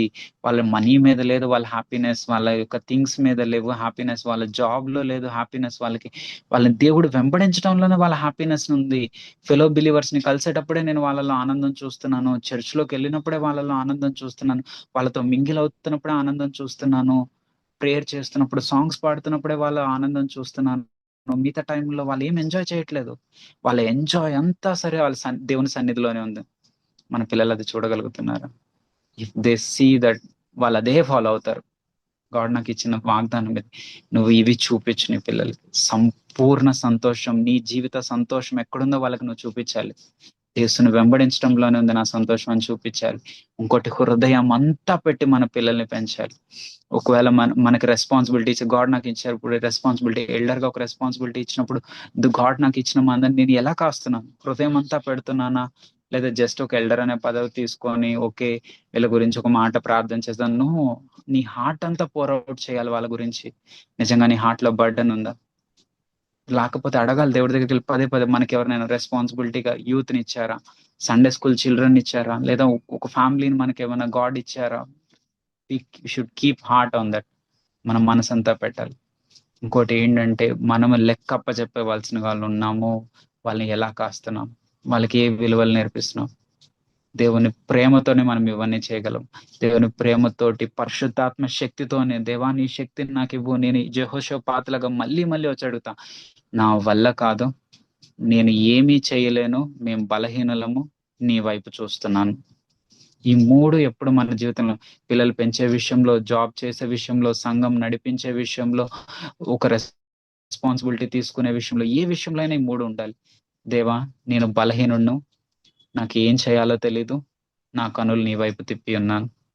అలాంటి వాళ్ళకి దేవుడు ఖచ్చితంగా సాయం. దేవుడి మాటలు దీవించినాక ముందుగా సా మాధురి సిస్టర్ చిన్నపిల్లల గురించి ప్రేయర్ చేస్తారు.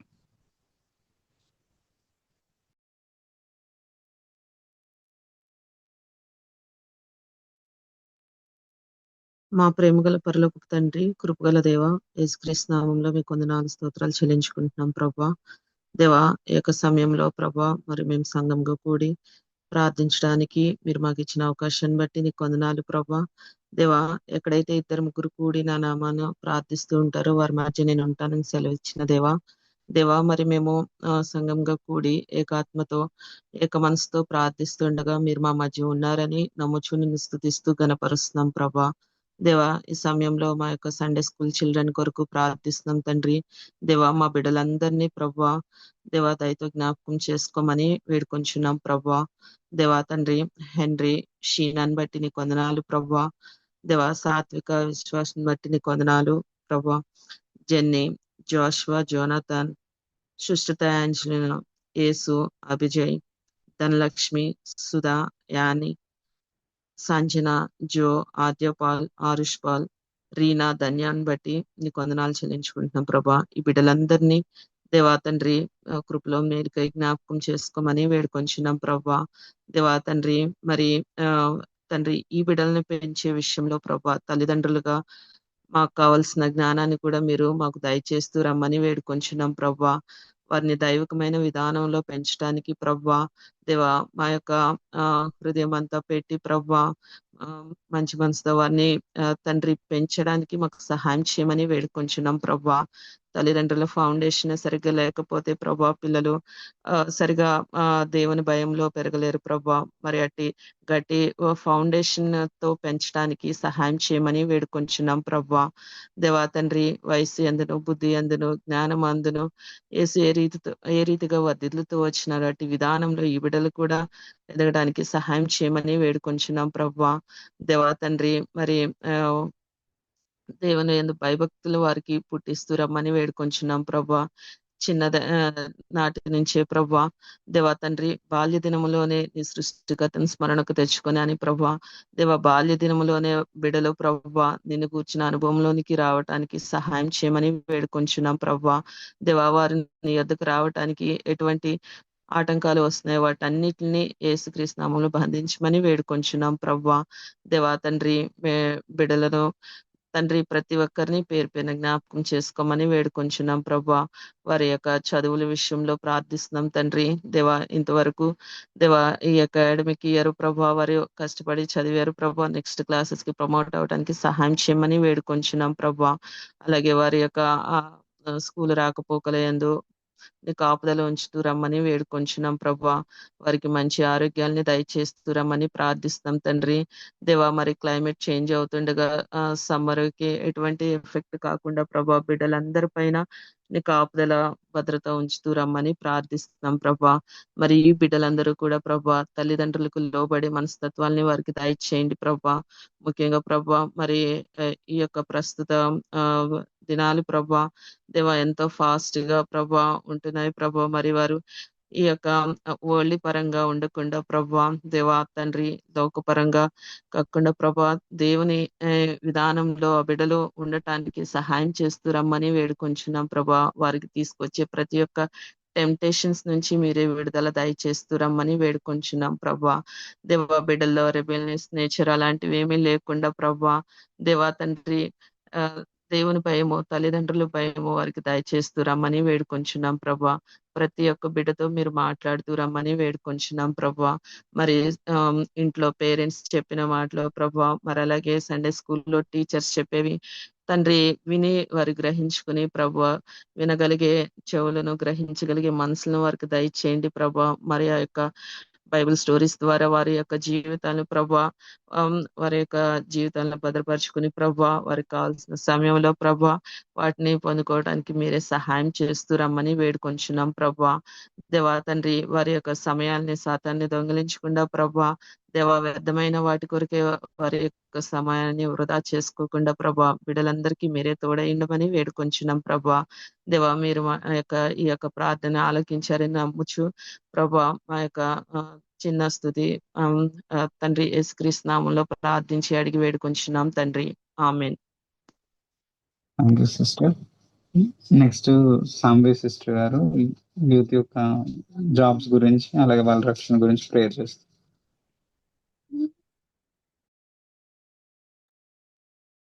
అత్యున్నత సింహాసనాసీనుడు అయి ఉన్నటువంటి మా గొప్ప ప్రియ పరలోకపు తండ్రి దేవానైనా మీకు హృదయపూర్వకమైనటువంటి వందనములు కృతజ్ఞతాస్తులను యేసుక్రీస్తు ప్రభు వారి యొక్క అతి పరిశుద్ధమైనటువంటి పుణ్యనామంలో సమర్పించుకుంటున్నాం తండ్రి. దేవానా ప్రభు ఎక్కడ 2-3 నీ నామం పేరిట ఏకీభవించి ప్రార్థిస్తారో వారి మధ్యన నీవు ఉంటావని అయా సెలవిచ్చిన దేవ ఇప్పుడు మా మధ్యముల నా తండ్రి దేవ ఇటు సమయం నా తండ్రి అయా నా తండ్రి మీరు ఏదైతే బోధిస్తూ వచ్చారో అయా నా ప్రభు మాకు కలిగి ఉన్నటువంటి వెలుగులో నా తండ్రి మేము నా తండ్రి నిర్మలమైనటువంటి మనస్సాక్షితో జీవిస్తూ నా ప్రభు నా తండ్రి అయా నా ప్రభు నా తండ్రి నీ యొక్క నా తండ్రి మార్గంలో నడిచే కృపను మా అందరికీ ప్రసాదించమని వేడుకుంటున్నాం తండ్రి. మీకు వందనాలు దేవ ఇటు సమయం నా తండ్రి అయా మీరు మాకు అనుగ్రహించినటువంటి యూత్ సిస్టర్స్ ని బట్టి బ్రదర్స్ ని బట్టి మీకే కృతజ్ఞతాస్తులు స్తోత్రములు చెల్లించుకుంటున్నాం తండ్రి. అయా నా ప్రభా నా తండ్రి అయా నా తండ్రి వారు నా తండ్రి అయా జాబ్స్ కొరకు ప్రయత్నిస్తుండగా నా తండ్రి ఇప్పుడు వరకు నా తండ్రి అయా ప్రతి ప్రయత్నంలో మీరు తోడై ఉండి వారికి కావాల్సినటువంటి ప్రతి అవసరతను అక్కరను తీరుస్తూ వచ్చారు తండ్రి. మీకు వందనాలు స్తుతులు స్తోత్రములు నాయన. అదే రీతిగా నా ప్రభా ఇకపై నా ప్రభా నా తండ్రి వారికి కావాల్సిన ప్రతి అవసరతను మీరు తీరుస్తారని నమ్మి విశ్వసిస్తూ కృతజ్ఞతాస్తులు స్తోత్రములు చెల్లించుకుంటున్నాం తండ్రి. ఆయా జాబ్స్ కొరకు ప్రయత్నిస్తున్నటువంటి నా ప్రభా నా తండ్రి అయా నా ప్రభా శృతి సిస్టర్ ని భాగ్యశ్రీ సిస్టర్ ని అయా రాజశ్రీ సిస్టర్ ని అదే రీతిగా నా ప్రభా ప్రియాంక సిస్టర్ ని అదే రీతిగా నా ప్రభా నా తండ్రి అయా మనోహర్ బ్రదర్ ని ఇమాన్యుయల్ బ్రదర్ ని అయా ఉదయ్ బ్రదర్ ని అయా ప్రేమ్ కుమార్ బ్రదర్ ని అయా నా ప్రభా ప్రదీప్ బ్రదర్ ని అయా మీ బలమైన హస్తాలకు అప్పచెప్పుకుంటున్నాం తండ్రి. అయా నా ప్రభా వారి నిమిత్తం నా తండ్రి అయా మీ పాదాలు పట్టుకుని అయా బ్రతిమలాడి వేడుకుంటున్నాం తండ్రి. అయా నా ప్రభా వారికి మంచి జాబ్స్ దయచేయమని వేడుకుంటున్నాం తండ్రి. మీకు వందనాలు ప్రభా. అయా నా ప్రభా మా యూత్ అయా బ్రదర్స్ సిస్టర్స్ నా ప్రభా అయా నా ప్రభా ఎంతగానో నా ప్రభా నా ప్రయాసపడుతున్నారు ప్రభా. అయా వారి కష్టాన్ని మీరు గుర్తించే దేవుడు ప్రభా. అయా అయా అయా నా తండ్రి అయా మా తలం తలంపుల కంటే మీ తలంపులు, మా మార్గముల కంటే మీ మార్గములు ఎంతో శ్రేష్టమైనవని నమ్మి విశ్వసిస్తున్నా ప్రభా. అయా నా తండ్రి, మా సిస్టర్స్ ని బ్రదర్స్ ని మీ హస్తాలకు అప్పచెప్పుకుంటున్నాం తండ్రి. వారికి మంచి జాబ్స్ దయచేయమని వేడుకుంటున్నాం తండ్రి. మీకు వందనాలు ప్రభా. అయా నా తండ్రి, మీ ఆజ్ఞతో కూడినటువంటి వాగ్దానమును వారి యొక్క జీవితాల్లో నా తండ్రి స్వతంత్రించుకునే కృపను నా తండ్రి వారికి ప్రసాదించమని వేడుకుంటున్నాం తండ్రి. ముందుగా మీ యొక్క నీతిని, రాజ్యమును వెతికే విషయంలో వారి నా తండ్రి రాడికల్ హృదయాన్ని దయచేయమని వేడుకుంటున్నాం తండ్రి. మీకు వందనాలు ప్రభా. మీరే ప్రోత్సాహాన్ని దయచేయని ప్రభా. మీరే నా ప్రభా నా తండ్రి వారితో సూటిగా తేటగా మాట్లాడుతూ నా ప్రభా బలపరుస్తూ రమ్మని వేడుకుంటున్నాం తండ్రి. మీకు వందనాలు ప్రభా. త్వరలో వారికి మీరు అనుగ్రహిస్తున్నటువంటి ఉద్యోగాల నిమిత్తమే కృతజ్ఞతాస్తులు స్తోత్రములు చెల్లించుకుంటున్నాం తండ్రి. అదే రీతిగా నా ప్రభా నా తండ్రి వివేక్ బ్రదర్ కి నా తండ్రి మీరు ఫుల్ టైం జాబ్ ఇచ్చినందుకు కృతజ్ఞతాస్తులు స్తోత్రములు చెల్లించుకుంటున్నాం ప్రభా. నా ప్రభా కృప చూపించండి నా తండ్రి. శాలరీ విషయంలో నా ప్రభా నా తండ్రి ఇంకా అనౌన్స్ చేయలేదు ప్రభా. నా తండ్రి నా ప్రభా శాలరీ విషయంలో మీరు కృప చూపించండి తండ్రి. అదే రీతిగా నా ప్రభా నా తండ్రి రీజనల్ మేనేజర్ గా నా ప్రభా బ్రదర్ కి నా తండ్రి మీరు నా తండ్రి నా జాబ్ ను దయచేయమని సంఘమంతయు ఏకీభవించి ప్రార్థిస్తున్నాం తండ్రి. మీకు వందనాలు ప్రభా. అదే రీతిగా నా ప్రభా నా తండ్రి ఈ యొక్క నా తండ్రి సమయం నా తండ్రి రక్షణ పొందుకోవాల్సినటువంటి మా తోటి సహోదరులు సహోదరులు నా ప్రభా పేరు పేరున మీరే జ్ఞాపకం చేసుకోమని వేడుకుంటున్నాం తండ్రి. మీకు వందనాలు ప్రభా. ఇంత మంచి సిస్టర్స్ ని, ఇంత మంచి బ్రదర్స్ ని నా తండ్రి మీరు మా సంఘానికి అనుగ్రహించిన మీ ప్రేమకై వందనాలు తండ్రి. నా ప్రభా వారు నా తండ్రి మీ యొక్క సత్యాలను నా తండ్రి తెలుసుకుంటూ నా ప్రభా నా ప్రభా ఎందు నిమిత్తం నా తండ్రి నా తండ్రి రక్షణ పొందుకునే విషయంలో వెనకడుగు వేస్తున్నారు నా ప్రభా మాకైతే తెలియదు కానీ స్పష్టంగా మీకు తెలుసు ప్రభా తండ్రి. వారితో మాట్లాడని ప్రభా వారికి ఉన్నటువంటి ప్రతి డౌట్ ని నా తండ్రి మీరు తీసివేయండి ప్రభా. నా తండ్రి వారితో మీరు సూటిగా మాట్లాడండి తండ్రి. మీరు ఆకర్షించకపోతే ఎవ్వరూ మీ వద్దకు రారు ప్రభా. మమ్మల్ని మీరు ఎలా అయితే ఆకర్షించి మీ బిడ్డలుగా నా తండ్రి మాకు రక్షణ భాగ్యము దయచేసి ముద్ర వేసి మీ సన్నిధిలో భద్రపరిచారు.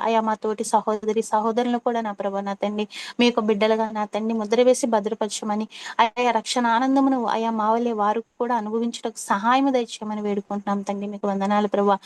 నా ప్రభా నా తండ్రి పరిపూర్ణతలోనికి సాగిపోయే కృపను నా ప్రభా వారికి దయచేయని ప్రభా. నా తండ్రి మీరు ఎంతో నమ్మదగిన దేవుడు ప్రభా. మీరు నా తండ్రి నా తండ్రి మీ వద్దకు వచ్చిన వారిని స్థిరపరిచి ప్రతి దుష్టత్వం నుంచి నా తండ్రి విడిపించే దేవుడు నీవని నా ప్రభా నా తండ్రి మా బ్రదర్స్ సిస్టర్స్ నా ప్రభా రక్షణ పొందుకునేవారు తెలుసుకునే కృపను దయచేయని ప్రభా. వారికి నా తండ్రి మీ యొక్క ప్రత్యక్షతను ప్రసాదించమని వేడుకుంటున్నాం తండ్రి. మీకు వందనాలు దేవా నా ప్రభా నా తండ్రి ఏ మాత్రము నా తండ్రి సందేహాలు లేకుండా నా ప్రభా ఏ యొక్క బంధకాలు నా ప్రభా వారిని నా ప్రభా నా తండ్రి బాధింపకుండా నా ప్రభా వాటన్నిటి నుంచి మీరు వారిని విడిపించి నా తండ్రి మారు మనసు రక్షణ ప్రసాదించమని వేడుకుంటున్నాం తండ్రి. మీకు వందనాలు దేవా. సహాయం దయచేయమని వేడుకొంచు నా తండ్రి మమ్మల్ని అందరినీ నా ప్రభా మీ యొక్క శిష్యులుగా నా ప్రభా నా తండ్రి మీరు బలపరచండి తండ్రి. మమ్మల్ని అందరినీ నా ప్రభా మీ యొక్క మార్గంలో నడిపించమని వేడుకుంటున్నాం తండ్రి. మీకు వందనాలు దేవా ఇటు సమయం నా తండ్రి జాబ్స్ కొరకు నా ప్రభా రక్షణ కొరకు ప్రార్థిస్తున్నటువంటి ఈ మనవులను నా ప్రభా మీరు ఆలకించి ఉన్నారని నమ్మి విశ్వసిస్తున్నాం తండ్రి. నా ప్రభా నా తండ్రి తగ్గిన సమయమున నా తండ్రి మీరు నా తండ్రి ప్రతి ఒక్క మేలును నా తండ్రి జరిగించే దేవుడు అని నమ్మి విశ్వసిస్తూ నా ప్రభా నా తండ్రి నిరీక్షణతో నీ సన్నిధిలో నా తండ్రి మా యూత్ సిస్టర్స్ బ్రదర్స్ నా ప్రభా నీ అందు నా ప్రభా విశ్వాసంతో నా తండ్రి నా తండ్రి నీ మార్గంలో కొనసాగించబడే కృపను నా తండ్రి యేసయ్య మీరే అనుగ్రహింప చేయమని కృప చూపించమని వేడుకొంచు తండ్రి. మీరు మాత్రమే సర్వ మహిమ ఘనత ప్రభావాలు పొందుకునమని యేసయ్య పరిశుద్ధ నామంలో బ్రతిమాలి వేడుకుంటున్నాం పరమ తండ్రి. ఆమేన్.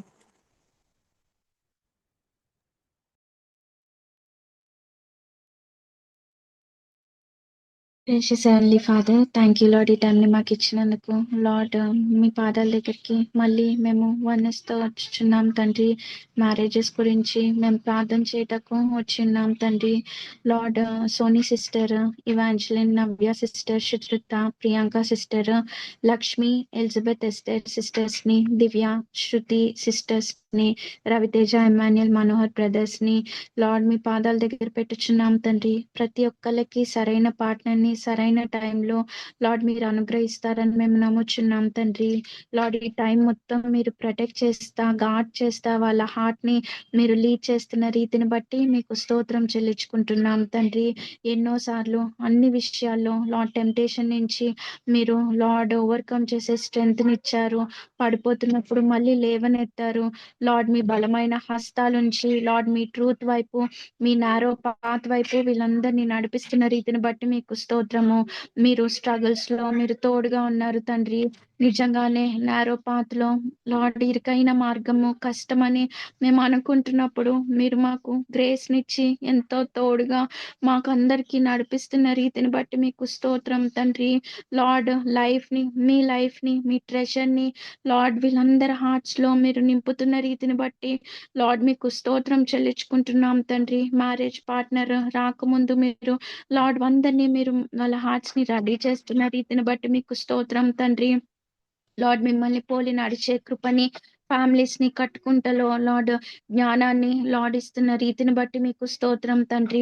లార్డ్ నిజంగానే నెక్స్ట్ జనరేషన్ ని లార్డ్ లీడ్ చేసే బిడ్డల వలె ప్రతి ఒక్కరిని చేయమని అడుగుచున్నాం తండ్రి. ఎవరైతే ట్రూత్ ని కాంప్రమైజ్ అవ్వరో లార్డ్ మీ గురించి స్టాండప్ తీసుకుంటారో లార్డ్ అన్కాంప్రమైజ్డ్ గా లాస్ట్ డేస్ లో లార్డ్ వీళ్ళందరినీ అట్టి పీపుల్ గా లార్డ్ అట్టి బ్రదర్స్ అండ్ సిస్టర్స్ గా మీరు చేస్తున్న రీతిని బట్టి మీకు స్తోత్రం తండ్రి. లార్డ్ నిజంగానే మీ సత్యాన్ని ప్రిజర్వ్ చేసే బిడ్డల వలె ఉండుటకు కృపను దయచేయండి. కాంప్రమైజ్ అవ్వకుండా మీలో బలంగా నుంచునే కృపను దయచేయమని కోరుచున్నాం తండ్రి. మరి ముఖ్యంగా మీ వెలుగు బిడ్డల వలె విట్నెస్ వలె ఉంచమని అడుగుచు, అన్ని విషయాల్లో వీళ్ళకి మీరు గైడ్ చేయమని అడుగుచు, మీ జ్ఞానం ఇచ్చి నడిపిస్తున్నందుకు మీకు స్తోత్రం చెల్లించుకుంటూ ఈ కొద్ది ప్రార్థన మీ సన్నిధి అని చేర్చుకోమని త్వరగా రానని స్నాం పెట్టి వేడుకొంచున్నాం తండ్రి. Amen. Heavenly father, thank you Lord తండ్రి. ఈ నిమిషం ఈ సమయం ప్రభా తండ్రి, ఇలా మేము అందరం కలిసి ప్రభా నీ నామంలో కూడుకోవడానికి మీరు ఇచ్చిన గొప్ప కృపను బట్టి వందనాలు ప్రభా తండ్రి. నిజంగా చెప్పబడిన వాక్యంలో తండ్రి మీరు ఇచ్చిన కృపను బట్టి వందనాలు. నిజంగా తల్లిదండ్రులుగా అందరం ప్రభా కలిసి అడుగుతున్నాం ప్రభా, మా బిడ్డలను పెంచుకునేటకు నీ జ్ఞానమును నీ కృపను దయచేయండి ప్రభా. ఇది అసాధ్యమైంది ప్రభా ఈ కాలంలో తండ్రి. ఈ బిడ్డల్ని నీ నామ ఘనత కొరకు పెంచుటకు మాకు మీ పరిశుద్ధాత్మ కావాల్సిందే ప్రభా. నిస్సహాయ స్థితిలో మాకు చేత కాదు అని చెప్పి నీ పాదాల దగ్గర పడి ప్రభా నీ మీద ఆనుకొని ఒక్కటే అడుగుతున్నా, అయ్యా నువ్వు బోధించండి, నీ పరిశుద్ధాత్మనివ్వండి, నీ జ్ఞానం ఇవ్వండి, మమ్మల్ని బూడిదలో పెట్టుకొని ప్రభా నీ వైపు తిరిగి అడుగుతున్నాం, సహాయం చేస్తారని. ప్రతి ఒక్క బిడ్డ ఎవరైతే ప్రభా హృదయం అంతా తెరిచి నేను ఆధారపడుతున్నాడు వాళ్ళకి సహాయం మెండుగా దయచేయమని కోరుచున్నాం. థ్యాంక్ యూ లార్డ్ తండ్రి. అలాగే ప్రభా తండ్రి మా సంఘంలో ఉన్న ప్రతి బిడ్డల గురించి కృతజ్ఞతాస్తుతులు చెల్లిస్తున్నాను. Thank you father. ప్రతి బిడ్డల గురించి నీకు వందనాలు చెల్లిస్తున్నాం ప్రభా. అలాగే ప్రభా వివేక్ బ్రదర్ విషయంలో మీరు చేసిన తండ్రి కార్యమును బట్టి వందనాలు ప్రభా. అలాగే యూత్ లో ఇస్తున్న తండ్రి జాబ్స్ ను బట్టి నీకు వందనాలు ప్రభా తండ్రి. అలాగే రక్షణ తీసుకోవాలనుకుంటున్న బిడ్డల్ని బట్టి నీకు వందనాలు. మ్యారేజ్ విషయంలో కూడా తండ్రి మీరు వెనకాలండి కార్యములు చేస్తున్నందుకు నీకు వందనాలు. Thank you lord. అలాగే ప్రభా శివశ్రీ సిస్టర్ వాళ్ళ నైవర్ డాటర్ ప్రభా ఐసీలో ఉందని చెప్పి ఉన్నారు ప్రభా. ఆ బిడ్డ విషయంలో ప్రభా మీ కృప చూపించండి ప్రభా, స్వస్థత దయచేయండి తండ్రి, ఆ కుటుంబానికి నెమ్మది దయచేయమని కోరుచున్నాను. Thank you father. అలాగే మా ఎల్డర్ బ్రదర్ తండ్రి ప్రమోషన్ గురించి ప్రార్థన చేస్తున్నాం ప్రభా తండ్రి. మీరు ప్రమోషన్ విజయవాడ ప్రాంతంలో దయచేస్తారని మేము విశ్వాసంతో నిన్ను నమ్ముతూ తండ్రి అందరం కలిసి అడుగుతున్నాం. Thank you father. మీరు తప్పకుండా దయచేయబోతున్నందుకు నీకే వందనాలు ప్రభా. అలాగే మా సంఘం కొరకు ప్రభా మేము అందరం కలిసి వచ్చి నీ పాదాల దగ్గరికి వచ్చి మళ్ళీ అడుగుతున్నాం ప్రభా, మమ్మల్ని ప్రభా ఈ విజయవాడ ప్రాంతంలో వెలుగుగా చేయండి ప్రభా. మేము విజయవాడ ప్రాంతంలో ప్రభా నీ వెలుగును ప్రకాశించే వాళ్ళంగా, నీ నామాన్ని గణపరిచే వాళ్ళంగా మమ్మల్ని సిద్ధపరిచినందుకు నీకే వందనాలు తెలుసు. అలాగే సంఘంలో ప్రభా తండ్రి తోడేలు రాకుండా ప్రభా నిత్యము నీ కాపుదలని నీ జ్ఞానమును దయచేయండి. అలాగే ప్రభా ఎవరైతే ప్రభా విజయవాడ ప్రాంతంలో నిన్ను హోల్ హార్టెడ్ గా వెంబడిస్తున్నారు వాళ్ళను మాతో జత పని వారుగా చేయండి ప్రభా. లేదా మేము వాళ్ళని కలవటానికి మాకు మీరు పరిశుద్ధాత్మను దయచేయండి, నడిపింపు దయచేయండి. లేదా ఈ రెండు అవ్వకపోతే మాలో ఏముందో తండ్రి మాకు తెలియచేయమని కోరుచున్నాను. మీరు మాకు తెలియచేయండి. సరిదిద్దుకునే హృదయాన్ని కూడా మీరే మాకు దయచేయమని తండ్రి. ఈ సంఘంలో ప్రభా నువ్వే శిరసగా ఉండాలి, నీ నామమే గణపరచబడాలి, ఎవ్వరూ గణపరచబడకూడదు. అది నిత్యము తండ్రి నెక్స్ట్ జనరేషన్ కూడా మీరు ఆ పిలుపుని దయచేయమని కోరుచు. మేమందరం నమ్మకంగా వెంబడించే విధంగా మా జీవితాలు కూడా మీరు మార్చమని కోరుచు. అతి త్వరలో రాబోతున్న మా ప్రియ ప్రభు నేసనాం బతిలాడి వేడుకొని అడుగుచున్నాం తండ్రి. Amen. Thank you brothers and sisters. ప్రార్థన కొడుకు ఇంతటితో ముగిసింది.